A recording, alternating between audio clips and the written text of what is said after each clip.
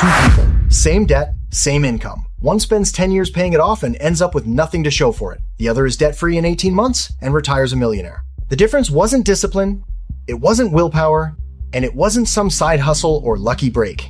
It was one piece of math that nobody taught the first person. And by the end of this video, you'll know exactly what that math is, how it works, and why your bank hopes you never figure it out. Let's talk about Sarah. She's 28, makes $55,000 a year, and she's carrying $45,000 in debt. Credit cards, a car loan, a little bit of student loan leftovers.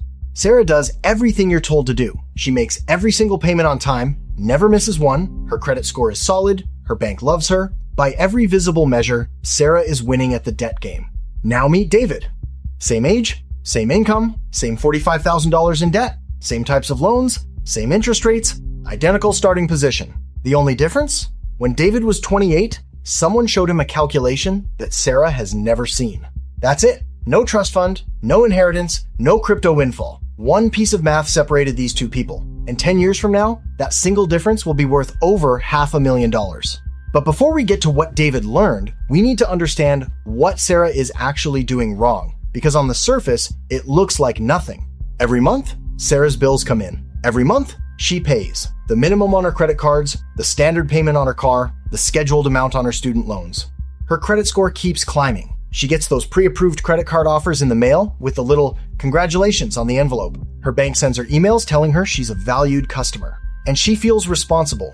That's the important part. Sarah genuinely believes she's handling her finances well. And honestly, compared to most people, she is. But here's what Sarah has never done. She's never sat down, pulled up a calculator, and figured out what all of those on-time payments are actually costing her. Not the balance. Not the monthly number. The real cost, measured in time and in money, she'll never have.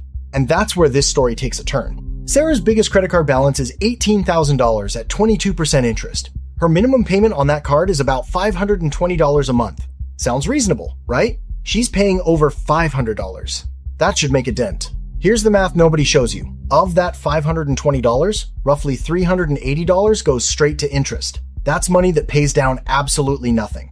It doesn't reduce her balance. It doesn't get her closer to freedom. It evaporates. Sarah is paying $380 a month just to stand still. And that $140 that actually goes toward the balance? At that rate, it takes her over 9 years to pay off just that one card. 9 years of $520 monthly payments. She borrowed $18,000 and paid back over $56,000. The interest alone was more than double the original debt. Now, multiply that across her car loan and her student debt, and Sarah's total interest bill on $45,000 of debt comes to roughly $21,000 over the life of those payments. $21,000 in interest, paid by someone doing everything right. But here's what makes this so much worse. That $21,000 isn't just money she lost, it's money she never invested. And that distinction is the entire game. David saw the same numbers Sarah has, same balances, same rates, but instead of accepting the minimum payment schedule, he did something different. He ran the math forward. David used what's called the avalanche method. He took every spare dollar he could find, about $900 extra a month on top of minimums, and threw it all at his highest interest debt first. Once that was gone, he rolled everything into the next highest, then the next. His timeline? 18 months. Not 9 years. 18 months. And every dollar of debt was gone. His total interest paid came to roughly $4,000. That's a $17,000 difference in interest alone. But that $17,000 is just the beginning of the story. Because David didn't just save $17,000. He freed up 8.5 years of payments. All of that money, every dollar that Sarah was still sending to credit card companies, David started investing. Month after month, for years. While Sarah was still paying off debt he'd already finished. That $17,000 in saved interest, invested at a historical average of 8% over 30 years, grows to over $180,000. And that's just the interest savings. When you factor in all the monthly payments David redirected into investments for those extra 8 years, the total gap between these two people crosses $500,000.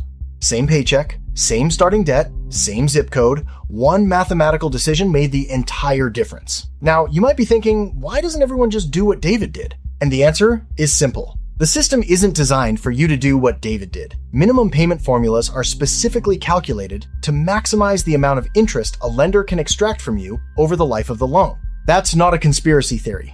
That's the business model. Think about it. Credit card companies make the most money from people who pay consistently, on time, every month, for years. The reliable, long-term payer is their most profitable customer. The person who defaults, they're a loss. The person who pays off the balance in full, also not profitable. But the person who makes that minimum payment like clockwork, month after month, year after year, that's the golden customer. Sarah's responsible behavior is the most profitable behavior for her bank. Her discipline, her consistency, her reliability, those are the exact traits the system exploits. Banks don't reward you for paying off debt quickly. They reward you for staying in debt politely, and no statement you ever receive will show you the opportunity cost. No monthly bill says, here's the $180,000 you're giving up by following our suggested payment plan. That number exists, but it's invisible, by design. Now, to be fair, aggressive debt payoff isn't always the right move. This isn't a throw every dollar at debt no matter what situation. If your debt is sitting below 4% interest, like some older student loans or certain mortgages, you might actually come out ahead by investing the difference instead. Historically, the market returns more than 4%, so the math favors investing. And if your employer matches 401k contributions, capture that match first, always. That's a 100% return on your money before debt payoff even enters the conversation. You also need a basic emergency fund before you go all in on debt. Paying off a credit card just to put a car repair back on it defeats the purpose. But for anything above 6 or 7%, and especially for credit card debt at 20+%, the math isn't close. Every month you carry that balance, you're choosing to lose money. So let's look at where Sarah and David actually end up. Same starting point. 10 years later, Sarah is finally debt-free. Took 9 years, but she made it. She has maybe $15,000 saved, no real investments. She spent the last decade paying off debt and never had the margin to build wealth. David has been debt-free since year 2. He's had 8 full years of investing behind him. His portfolio has crossed $200,000, and compound interest is doing more work now than his monthly contributions. And that gap only gets wider. By retirement, the lifetime wealth difference between these two people is over $500,000. Same job, same salary, same debt, one calculation. The real trap isn't debt itself. Plenty of people use debt strategically and come out ahead. The trap is never calculating what staying in debt is actually costing you in future wealth, because that number never shows up on any statement, in any app, or in any financial literacy class you took in high school. The moment you run that math for yourself, the decision makes itself. If that math surprised you, you should know that your bank is extracting even more from you than your debt is. And it's happening in ways that never show up on a single line item. That video is on screen now. Subscribe if you want the full picture.